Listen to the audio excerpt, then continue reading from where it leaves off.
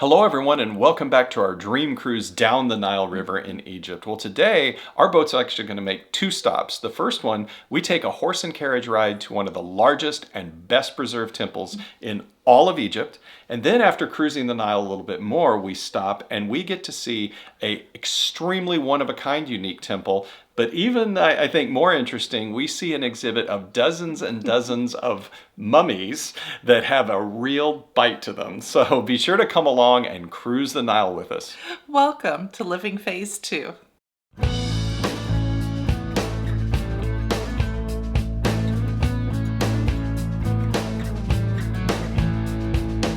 Hi, I'm Mike. And I'm Nancy, and we're empty nesters striving to live life to the fullest. And today we're living that full life, cruising down the Nile on the MS Premium. Well, we sure are, friends. This is our third day here on the boat, and if you've missed the first 2 days, we have visited Luxor. We've taken a hot air balloon ride to see the Valley of the Kings, so go back and look at those previous videos. But today is day 3. We've got a couple of stops today, so we're making the most of our time here on the boat. We're in the little town of Edfu, Egypt, and before we get off, we're going to have a nice buffet breakfast on the boat. They do a great job here. You can get eggs cooked most any way that you wanted. There's always a great selection of fruits and vegetables and other meat dishes too at breakfast. So I'm always very happy with the meals. You can have just about anything you want for breakfast. It's usually good. We had a little bit of time before we had to get off the boat, and so we're going to answer some viewer comments, and you can try to use that time wisely. And one of the questions we've had asked is, how is the internet on the cruise boat and in Egypt? Yeah, honestly, overall it's been pretty good. There's 2 ways we can connect to the internet. One is we can use just our cell phone plan. So we have AT&T, not a sponsor, just who we happen to use. And they have a plan where if you turn your phone on, it's $12 for a day, and then you get unlimited calls, text, etc., internet. So we have been using that. That's worked pretty good. But the boat, the MS Premium, does have included internet. The only problem is it's not very good. The internet signal actually doesn't really reach our cabin. The only place you can really get the signal is down in the lobby. So you'll see people kind of, especially the younger ones, congregating in the lobby where they can actually get an internet connection. And even when you do get the connection, it's pretty slow. The other thing to really make sure that you're aware of, and this brings us to the sponsor of today's episode, Surfshark VPN. Well, we always recommend using a product like Surfshark VPN to make sure that when you're making an internet connection, especially in foreign countries, on a boat like the MS Premium, even though you're paying for this, you don't know what's behind that internet connection that you're hooking up to here on the ship. Many places here in Egypt, or as you saw in Jordan, coffee shops, different places offer Wi-Fi connections, and you may not want to use your cell phone plan, as we talked about, if all you're trying to do is make a quick connection. Let's say you've suddenly got to pay that mortgage bill you forgot to pay, or a credit card bill or something. You can use Surfshark VPN to build a secure connection between you and back to the servers that you're trying to connect to protect your device and your data from those prying eyes that you may not know what's behind that internet connection. And also, we've got a great deal for you. If you go to surfshark.com/living phase, that's surfshark.com/living phase, you'll get an extra 4 months of Surfshark added when you subscribe. And thank you, Surfshark, for sponsoring today's episode. Well, when we finished looking at our YouTube comments that we had, our guide was there and ready to lead us off the boat, and he was taking us to a horse and carriage. This is a very common mode of transportation here in Edfu. So there were hundreds of horse and carriages all lined up just waiting for us. We had a specific one that we were going to get on. Now, I would highly recommend, friends, if you're going to do this, that you get your horse and carriage set up ahead of time and through a reputable company. We have just heard horror stories through our guide that has said you can kind of negotiate a price for your horse and carriage, but it might be one way. and they might then expect another fee to bring you back. Suddenly the price changes when you've got to come back. Yeah, and these are stories that our guide was personally telling us, so we're passing this word of caution on to you. But anyway, we got on board, and they took us all around the little town here. It was just kind of a nice, small hometown feel here in Edfu. There were bakeries and little coffee shops, and it was just a very sweet town. Well, and it's like 7 a.m, so the town hasn't really woke up yet. That's true. So we pretty much have the streets to ourselves with our horse and carriage ride, and it was really nice. Now you'll see that's going to be a little different when we come back. We'll get to that in a minute. But no, the horse and carriage took us, it was maybe about a 20-minute ride, 15-20 minutes from the boat to the entrance to the Edfu Temple. Now here's what I thought was interesting. When we arrived at the Edfu Temple, all of a sudden we had a horse and carriage traffic jam. There was a whole line, because where you come into the Edfu Temple, there's like a little archway, and it's a very narrow passageway. Really only one carriage can go either in or out.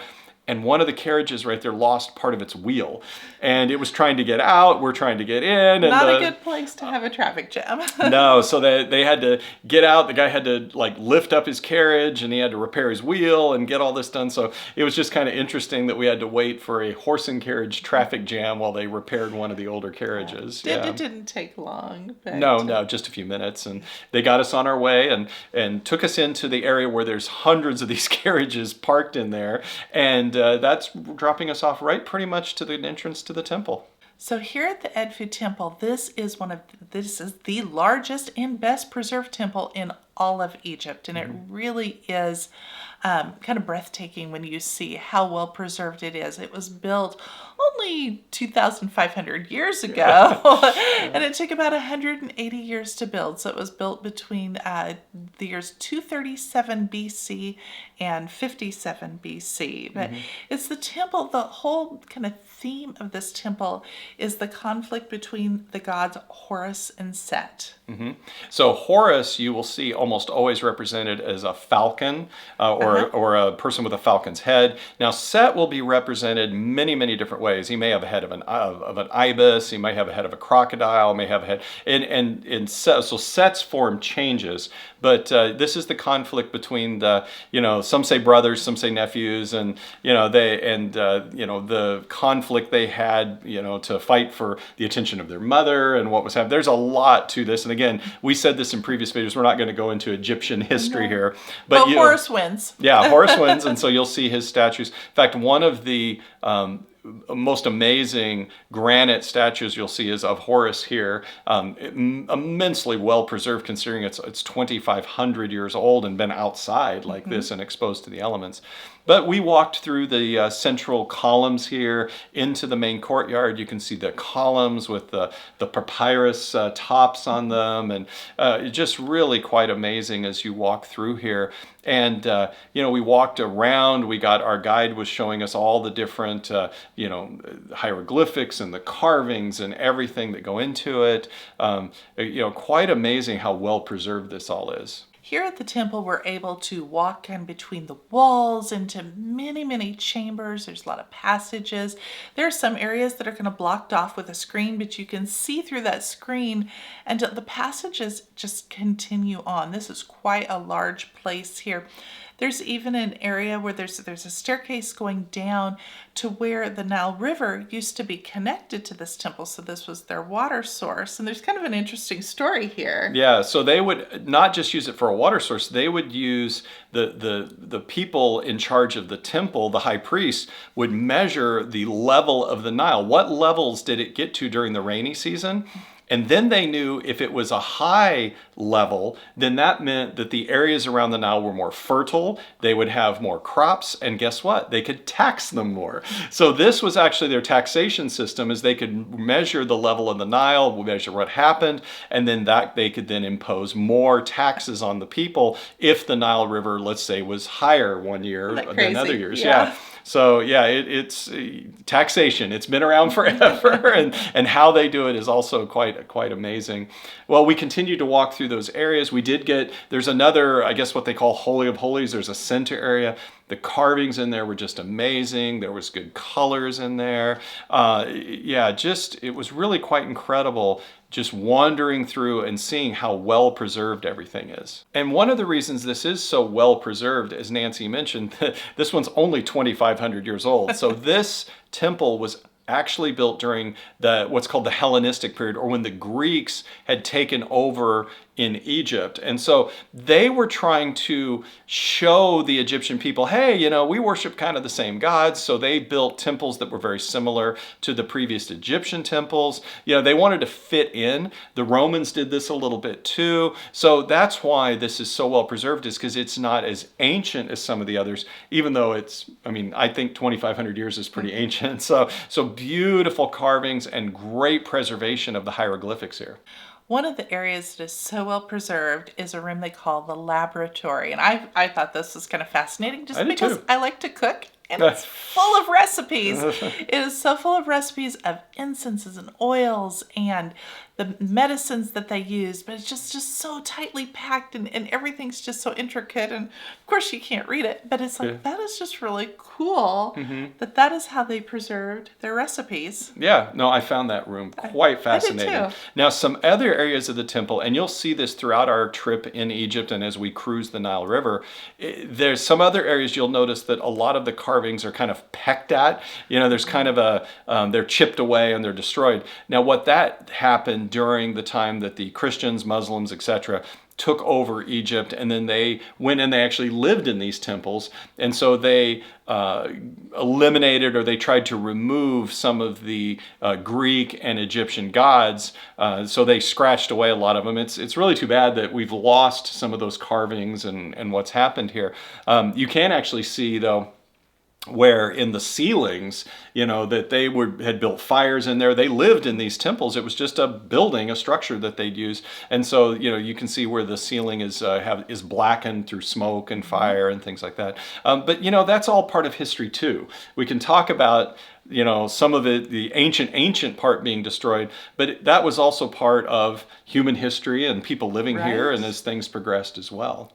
Well, as we're leaving the central area and heading out, just looking at all the pillars and the columns and all the intricacy that's still so well preserved. And when you get outside to see the massive scope of this temple, it just was really phenomenal. It really was. But they're still doing more excavation. You can see just the excavation is just ongoing. Everywhere. I mean, all throughout Egypt. Yeah. So we're heading now back to our little horse and carriage to take us back to our boat. I think this is one of the great advantages. We mentioned earlier about prearranging with a reputable operator your horse and carriage ride. And as we said, this is how you get back and forth to our Nile River Cruise in Edfu. It's really the horse and carriage. You can take a tuk-tuk, but that's no fun. You want to take a horse and carriage. But he was waiting. The same one was right there. He waited to take us back to to the boat. Now, one thing our guide was really good about is he did mention, hey, when you get off, this is how much you really should tip the horse and carriage guy. I appreciated that. And we really relied on our guide, and we're not bashful at it. We'd say, hey, listen, we're going in this situation. What do you tip this person? Because as we mentioned, you tip everybody in Egypt. So we would just ask, say, what's a normal tip for something like a horse and carriage ride, or for, when somebody's showing you around a temple or you have a different guide. And he was really good about, okay, you'd give this many Egyptian dollars, etc. And I think for the horse and carriage ended up being $5 or $10 or something US for the round trip ride is what we ended up tipping him. So that was really good that he always let us know, hey, we're going to have this bus driver, or this person's going to help us with this. This is he'd always tell us, well, this is the last time you're going to see him. And that was our cue. Oh, okay, we can tip him now. Right. Because we might have the same driver for a couple days, and then we tip him at the end of the couple days. So it's kind of how our tipping went when we did it. So, but our horse and carriage left Edfu. We went through town. Well, now it's a lot busier. Well, it was busier. There were certainly more cars, more dust, a lot of hustle and bustle here. Honking, Yes, noise. but we needed to get back to our boat by, it was leaving at 9:30, so we had to get back to the boat. And at 10 o'clock, once we got there, they were having a high tea up on deck for us. That was really sweet. They had lots of pastries that were quite good. So we were able to stay up there and just watch as we cruised along the Nile. They also had lunch up there too. They had a Yeah. barbecue for us. Instead of down on deck one, they brought Right. the grills and everything up to the top deck, and it was beautiful up there. And they actually did a really good job barbecuing the chicken. I thought was delicious. They also had a variety of salads and some desserts. So they're feeding us quite well on the boat. Yeah, no, I thought I thought it was really nice that they did the lunch up on deck, not down a on deck nice one. change, And so yeah. in the sun was beautiful, the temperature was perfect, and we could just watch the Nile go by as we're eating our barbecued chicken and ribs. So it was really good. Well, one of the things that we saw as we were cruising here right after lunch was a limestone quarry. And this was interesting in that this is where they would cut a lot of the rock that they would use in these temples. And it was easy for them because it was right here on the Nile River, so they could load the rock onto their boats and take them to whatever temple they wanted to, I guess, at that point. Yeah, yeah, no, that was really interesting to see that. And there's multiple of these quarries along the Nile River, so be sure to ask your guides to point them out because that is quite fascinating.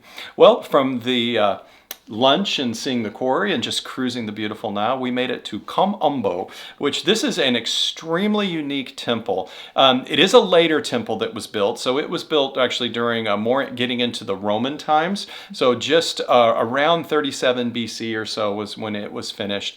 This temple is so unique because it's a dual temple. So what was happening is the Romans, and at this time the dynasties or the leaders, didn't have the almost unlimited funds of the previous pharaohs and other dynasties. So they were starting to get a little bit cheap and they were putting together multiple gods into one temple. So this temple is divided down the middle, and one side is for the god Horus, that's the one with the falcon head. And the other one is for Sobek, which has a crocodile head. And so it's kind of interesting seeing these two gods in one temple. Now, one of the interesting things with Sobek, he's the god of fertility, and they actually did have birthing rooms. People would come here to give birth. There were, nurses from the time or midwives, and they would then help people with fertility or then help them give birth. And so that was a lot what was going on in this temple. But I found this really interesting because I used to be a nurse in labor and delivery, and I used to teach Lamaze classes. And so I can just imagine what was happening here in these birthing rooms. And what's really interesting here too is this is one of the only places where there's carvings of medical instruments. So you will see carvings of scissors and you'll see carvings of needles that they used. So I can just imagine that. Now, outside these birthing rooms, this was also kind of cool because you could see where games had been carved into the stone. I'm guessing maybe it was some sort of a little marble type game. So as people were waiting for those who were in the birthing rooms or in the medical rooms and they're waiting to Or to see a doctor, yeah. see a doctor, right, they wanted to entertain themselves a little bit, so they had these little games carved in. Very, very fascinating. Yeah, another thing that's really fascinating about this particular temple is you can see, although we didn't really get video of it because it's very difficult and you can't go down there, there are tunnels that are up going from some of the rooms that go up and under into the center columns of this temple. And what they're saying is that this is where the priests of the temple would go in and they'd go like, woo, and they'd make noises and they'd say, oh, that's Horus, or, that's Sobek and he's talking to you, and so they could actually go to hidden chambers behind the walls and they could, influence people, let's say, of the gods are here, and so I thought that was kind of interesting as well to see that. Now, a little pro tip, if you go here, and again, many times you'll go on a Nile River cruise, your ship will dock, and you just walk from the ship right to this temple. It's right there, only a few hundred yards walk, a few hundred meters walk to the temple. Go to see the medical instruments first. It's kind of in the far back left in the outer areas, the outer passageways of the temple, because it's one of the most popular things and all the guides take people to go there. So if you kind of go back there right away first, you can see it before all the crowds get back there. It's one of the most popular things to see in this temple. But no, I found it quite fascinating. You can see some beautiful color if you look up. And that also is another little tip. Look in every nook, cranny, look in places you don't think, look up, look behind things. You will find amazing carvings, sculptures, all kinds of things. But the color and everything and the drawings that are still up in the ceilings there was amazing. And speaking of carvings, I won about, what was the equivalent of about 10 cents off our guide? Yeah. You did. He bet me like 10 Egyptian dollars, which is like 10 cents or 25 cents, that he pointed to a carving and he said, well, who can tell me what's wrong with this carving? He goes, I'll bet you, 10 Egyptian dollars you can't tell me what's wrong with this carving. And I looked at it right away and I said, oh, this is what's wrong. And here's the carving. You can see a picture of it. And I tell you what, we won't necessarily tell you what it is, but why don't you leave us a comment and you tell us what's wrong with this comment and see if you can guess the same thing. Maybe we'll tell you in the next video. Yep, yeah, we'll tell you in the next video to make sure that you get the answer. We'll pull that back up, show you again, and we'll tell you what's wrong. But leave us a comment and let us know what you think is wrong with this particular carving. Well, another interesting thing about the carvings here is in this place, you're seeing some that are done in the negative. So their skills are starting to advance here. Carvings in the past, you would just see kind of chiseled in and dug into the stone. But here, they've dug the stone out, and so then the carvings are in the negative, so they actually stand out because everything in the background has been carved away. So that was also interesting. Very beautiful to see. too. Yeah. So you can tell their work is improving here in the last few thousand years. Yeah. Well, considering this was our second stop, the sun's starting to go down. We actually got a couple of beautiful pictures of sunset going down over the temple here. We're not quite done with our time here yet because we have something really fascinating to show you. So our tickets, not only to the Kom Ombo Temple, included a visit to the Crocodile Museum, which was just right there as well. So this is where you had teased about seeing mummies that would have a little bite to them because they had mummified crocodiles. This is the largest museum dedicated to any single animal that's mummified. That's mummified crocodile. That's really a caveat. There's a lot of mummified crocodiles here that are wrapped up. Some are in a sarcophagus. So they really worshipped these crocodiles. Yeah, and dozens and dozens of mummified crocodiles. I thought the one that it shows how it's perfectly wrapped, and they had some statues of like Sobek, where you can see his crocodile head. You can see, and they had that one display in the middle, right when you walk in, of just lines of mummified crocodiles. But just imagine what life was like 2,500 years ago, and to spend all that time amazing. mummifying a crocodile so that you can put it into the temple or put it in with another person who's being mummified. So don't miss the Crocodile Museum. It may be something that you may just whatever. I found it very fascinating. It was.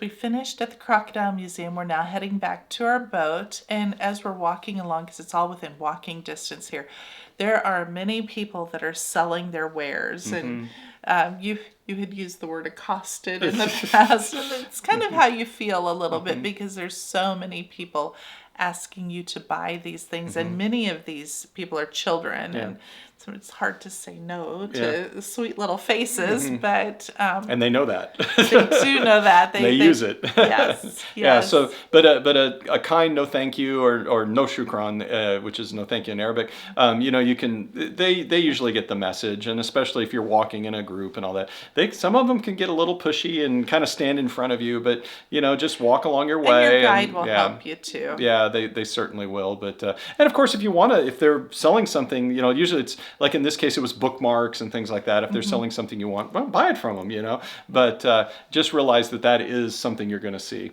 Right. Well, we got back on the boat. Right, and they were having another tea for us again this afternoon. And at this tea, they were making Egyptian donuts. They were quite good. Yeah. So, well, it's fried bread. It's fried bread, yes. And they had all different toppings for it, little syrups and different toppings to go on the donuts. And Yeah, they were delicious. Yeah, that was really nice. And it was right on the top deck, and we're sailing away on the Nile. And yeah, I mean, it's exactly what you'd think about on a Nile River cruise, right? And as we're sailing along the Nile, going on now, our next destination's Aswan. We're going to talk about that in a minute, and talk about tomorrow's video as we get to Aswan. But we saw, the farmers and the cattle along the Yes. Nile, and how fertile the whole area is along the Nile. I thought it was kind of funny that we got to one area and there's a whole group out there. I don't know if it was a family or friends or whatever, and they have their white pickups out there just cutting donuts in the mud. Well, and they were dressed in white. Yeah, everything was Yeah. white, and they're spraying mud everywhere, and I'm not exactly No. sure what was going on, but it was really funny, and they'd get in the water and wash the clothes in the Nile, and yeah, it was kind of fun to see. But no, we saw sunset out on the Nile, and this is again what we thought of when we thought of a Nile River cruise, just cruising and enjoying the afternoon there. Yeah, it was very special. Well, after cruising along the Nile, we grabbed some dinner with another nice buffet, but we had to get some rest because we've got some amazing things to see, and you're going to see them in tomorrow's video. So the next video, we're going to go to Aswan. We're going to see the Aswan Dam, which is one of the most famous dams in the world. We're going to go to the Philae Temple. Now, this one we have to take a boat to. It's a temple out on an island, and it has an amazing history we're going to tell you about. And I found this just incredible. We're going to see what's called the unfinished obelisk. We're going to see how they carved these massive granite obelisks. We're going to see the rock quarry and how that was all done. I found that amazing. Well, friends, thank you so much for liking and subscribing. And also thank you again to Surfshark for sponsoring today's video. And friends, don't forget, if you go to surfshark.com/livingphase, you're going to get that additional 4 free months of VPN protection. Everyone have a beautiful day. Take care. Bye-bye now. Bye-bye now.